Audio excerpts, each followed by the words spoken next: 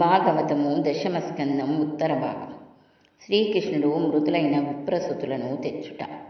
శ్రీమద్భాగవతంలో శ్రీకృష్ణ భగవానుడు ప్రతి ఘట్టంలోనూ ఆయన చేసిన లీలల చేత లోకమునంతటినీ తరింపచేయడం కోసమని, మనకందరికీ కూడా పాఠం నేర్పడం కోసమని, మనం పరమేశ్వరుణ్ణి చేరుకోవడానికి మార్గములను సుగాగమం చేయడం కోసమని, మనమందరం కూడా ప్రాకృతికమైన శరీరంతో వచ్చి కర్మ ఫలితం అనుభవించడం కోసమని పొందే కష్ట నష్టముల వంటివి కాకుండా హీలగా కొన్ని లీలలు చేసి వాటికి అంతమునందు జ్ఞానమును ప్రతిపాదించి మనసుకు ఒక ఆలంబనమును ఇవ్వకపోతే అది సరైన ఆలంబనను పట్టుకోకుండా విషయ సుఖముల వైపు మనల్ని తిప్పుతుంది. కాబట్టి ఒకవేళ ఆ జ్ఞానమునకు సంబంధించిన విషయము మనకు అవగతం కాకపోయినా బాహ్యమునందు లీల సంతోషంగా విని కృష్ణ పరమాత్మను మనసులో నిలబెట్టుకున్నా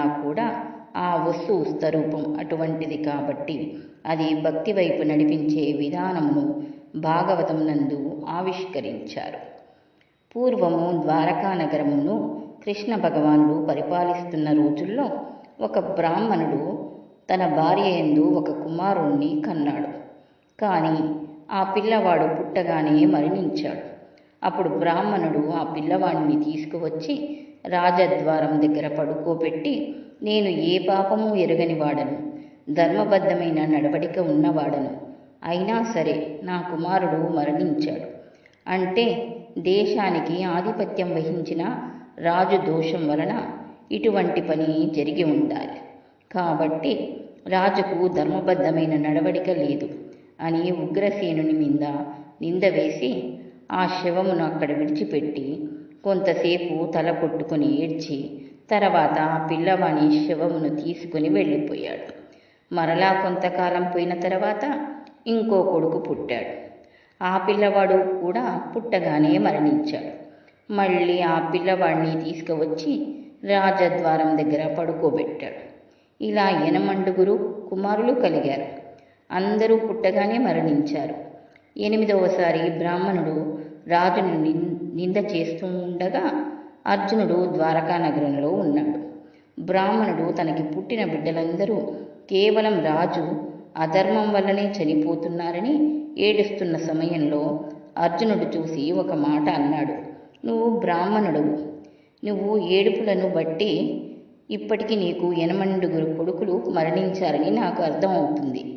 అలా మరణించిన కొడుకులను పెట్టుకుని నువ్వు రాజద్వారం దగ్గర ఏడుస్తుంటే నీ ఏడుపు పట్టించుకున్నవాడు ఊళ్ళో లేరు. ఈ ఏడుపు నుంచి ఉద్ధరించి నీకు పుత్రశోకం కలగకుండా చేయగలిగిన విలుకాడు ఈ ఊళ్ళో లేడా అని అడిగాడు. అర్జునుడు ఈ ప్రశ్నను కృష్ణ భగవానుడు ఉన్న ఊళ్ళో అడుగుతున్నాడు. ఒక్కొక్కసారి ఎటువంటి భావనలు మనసులోంచి వస్తాయో చూడండి.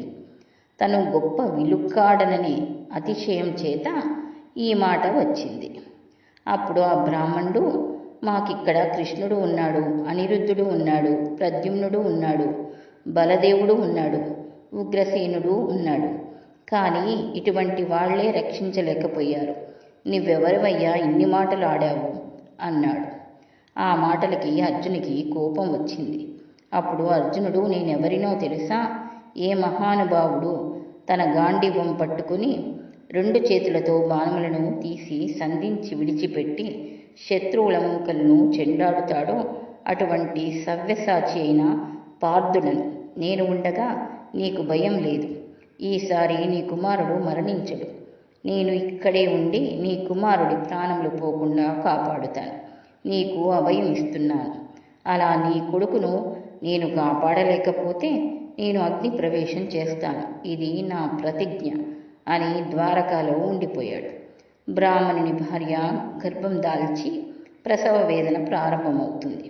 అప్పుడు అర్జునునికి కబురు చేస్తారు. ఆయన శుచి అయి ఒక పవిత్రమైన ప్రదేశం నందు వెళ్ళి నిలబడి పరమశివుణ్ణి ఒక్కసారి తలుచుకొని నమస్కారం చేసి ఆయన వలన పాశుపత అస్త్రమును పొందినవాడు కనుక అక్షయబాణ తునీరములను 2 భుజములకు కట్టుకొని శరవేగంతో బాణ పరంపర ప్రయోగం చేశాడు. మంత్రపూరితములైన బాణములతో ప్రసూతి గృహం చుట్టూ పంజరం అల్లినాడు. ఇప్పుడు అందులోకి సూక్ష్మమైన అణువు కూడా ప్రవేశించలేదు. అందులోంచి ఒక్క అణువు కూడా బయటికి వెళ్ళలేదు. ఇప్పుడు మృత్యుదేవత వచ్చి పిల్లవాడి ప్రాణములు తీసుకువెళ్ళడానికి వీలు లేదు. అటువంటి దుర్భేద్యమైన రక్షణ కవచమును నిర్మాణం చేశాడు.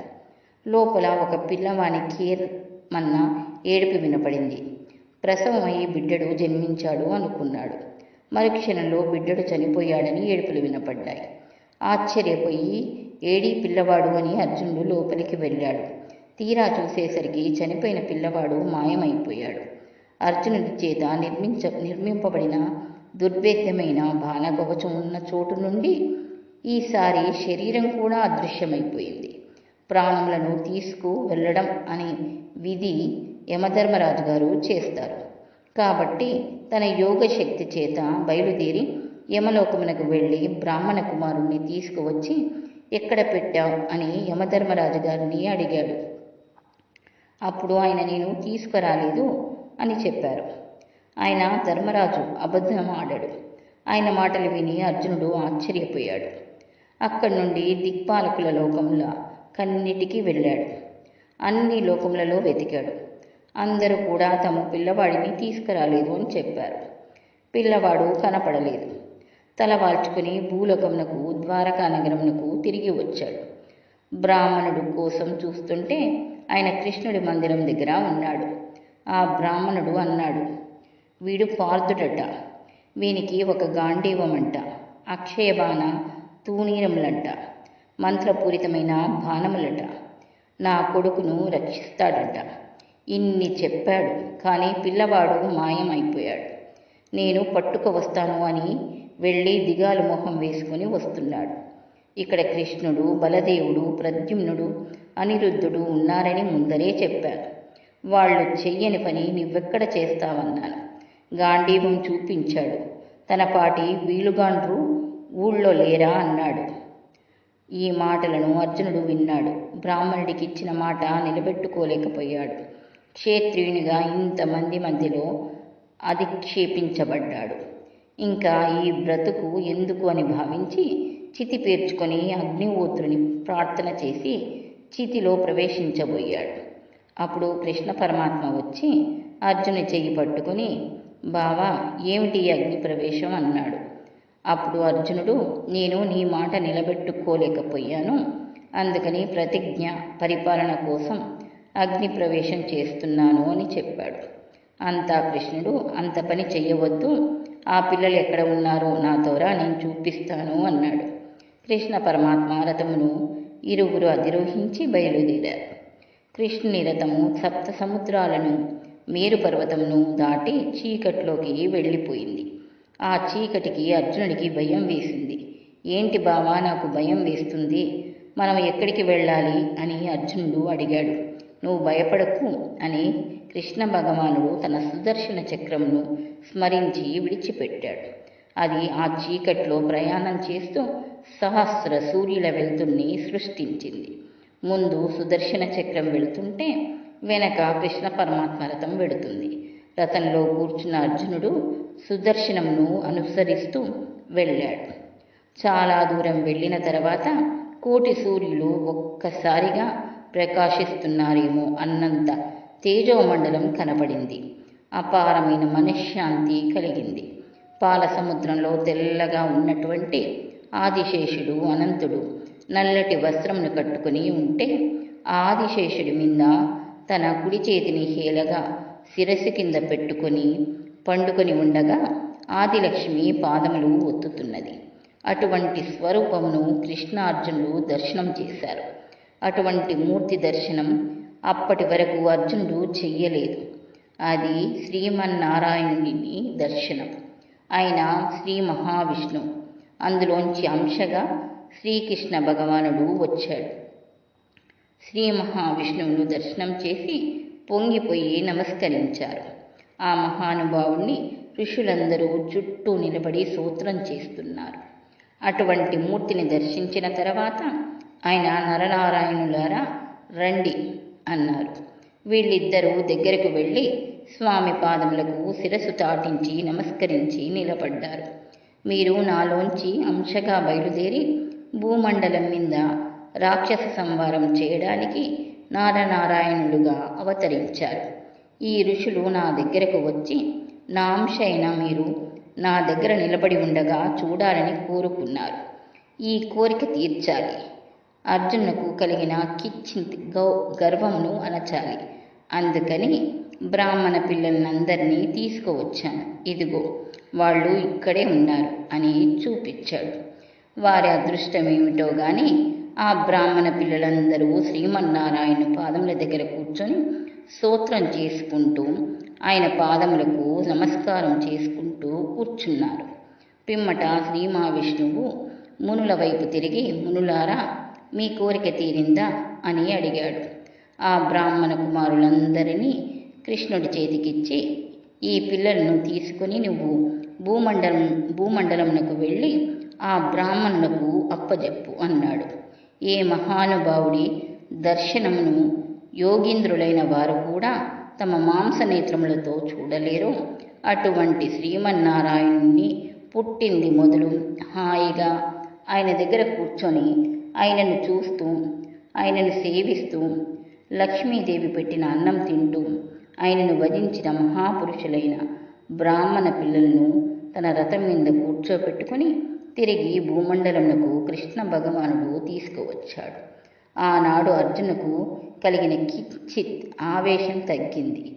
నా అంత గొప్పవాడు లేడు అనే భావన తగ్గింది. మనము ఒక్కొక్కసారి మనల్ని నిరంతరం రక్షించే పరమేశ్వరుని కూడా మర్చిపోతాం. ఆయన కన్నా నేనే గొప్పవాడినన్న భావన వచ్చేస్తుంది.